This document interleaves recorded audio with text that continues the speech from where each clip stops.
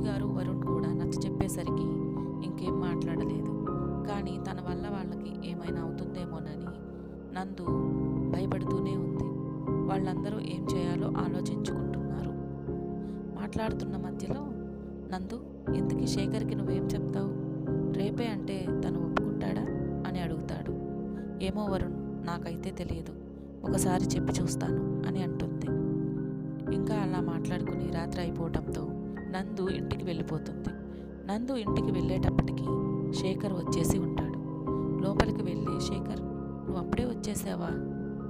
ఆ నందు, వచ్చేసాను. ఏంటి లేట్ అయింది అని అడుగుతాడు.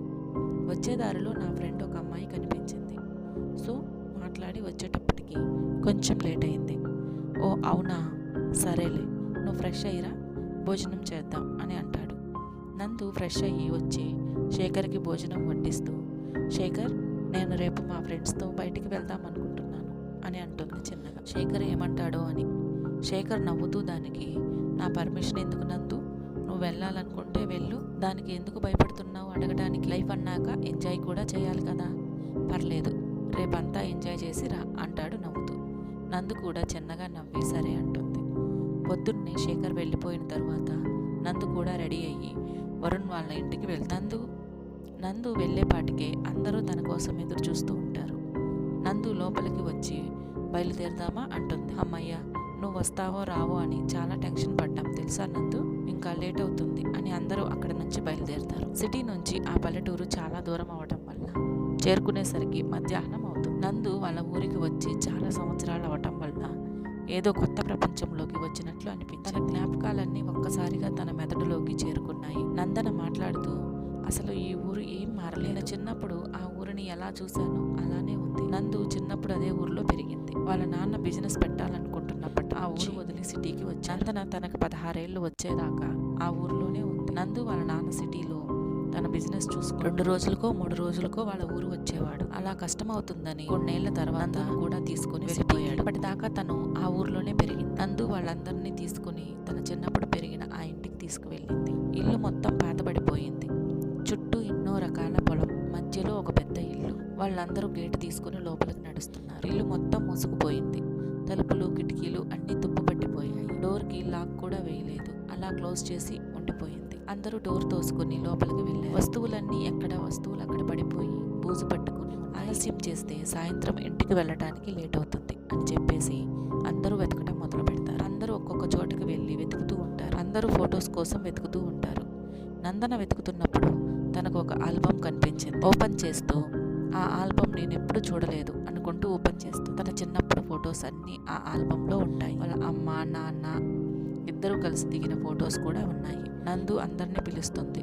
అందరూ అక్కడికి వచ్చి తన చేతిలో ఉన్న ఆల్బమ్ని చూస్తుంటారు. నందన ఒక్కొక్క పేజీ తిప్పుతూ ఉంటుంది. తన పక్కన ఎవరో చిన్న పిల్ల ఉండటం గమనిస్తుంది. అందరూ చూపు ఆ ఫోటో పైనే పడుతుంది. ఆ పక్క పేజీలో వాళ్ళకి ఫైల్లో దొరికిన ఫోటో అక్కడ కనిపిస్తుంది.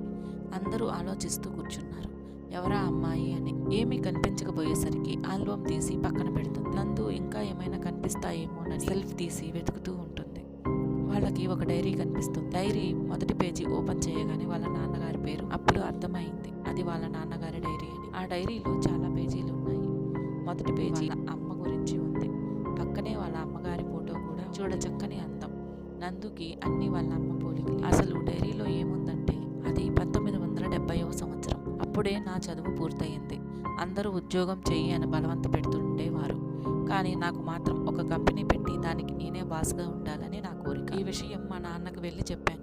ఆయన నేను చెప్పింది విని, విశ్వ, నా దగ్గర అంత డబ్బు లేదు నాయనా, నువ్వు ఏదో ఒక ఉద్యోగం చేసుకో, నీ పెళ్లి చేయటానికే నా దగ్గర డబ్బులు లేవు. ఆయన అలా చెప్పేసరికి చాలా బాధ అనిపించింది. కానీ నా పట్టుదల మాత్రం నేను విడవలేదు. ఎలాగైనా నేను బిజినెస్ స్టార్ట్ చేయాలని ఒకళ్ళ దగ్గర అప్పు తీసుకువచ్చి స్టార్ట్ చేశాను. ఫస్ట్ క్లిక్ అవ్వకపోయినా తర్వాత మంచి పొజిషన్లోకి వచ్చాను. ఆ దేవుడి దయ వల్ల ఇక వెంటనే ఇంట్లో వాళ్ళు నాకు ఒక పెళ్లి నిశ్చయించారు. అప్పుడే నాకు పెళ్లి చేసుకోవాలని లేదు అని చెప్పాను. కానీ ఊరుకోలేదు. అందరూ కలిసి నన్ను తీసుకుని వెళ్ళారు. అసలు నాకు అమ్మాయిని చూడాలని అసలు లేనే లేదు. కానీ ఆ అమ్మాయి పక్కన వచ్చి కూర్చుని తల పైకెత్తి చూశాను. ఎంతో అందంగా ఉంది. పేరు సునంద.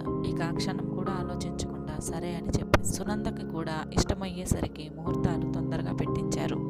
పెళ్ళైన సంవత్సరానికి నాకు ఒక కూతురు పుట్టింది. నేను బిజినెస్లో సక్సెస్ అయినప్పుడు కూడా ఇంత సంతోషించలేదు. ఆ దేవుడు నా సంతోషం దూరం చేయడానికి సునందని తీసుకుని వెళ్ళిపోయి ఏదో ప్రాబ్లం అని నా కూతురు పుట్టిన వెంటనే చనిపోయి నా కూతురే అప్పటి నుంచి నా ప్రపంచం. చుట్టూ ఉన్న వాళ్ళంతా నన్ను ఇంకొక పెళ్లి చేసుకోమని బలవంత పెట్టి నా కూతురికి ఒక మంచి తల్లి దొరుకుతుంది కానీ ఒక సవతి తల్లి లాగానే నా కూతురిని చూస్తుంది. ఆమె పేరు పార్వతి. ఒక 2 సంవత్సరాల తర్వాత నాకు పార్వతికి ఇంకొక కూతురు పుట్టి ఆ అమ్మాయికి పూజ అని పేరు పెట్టాము.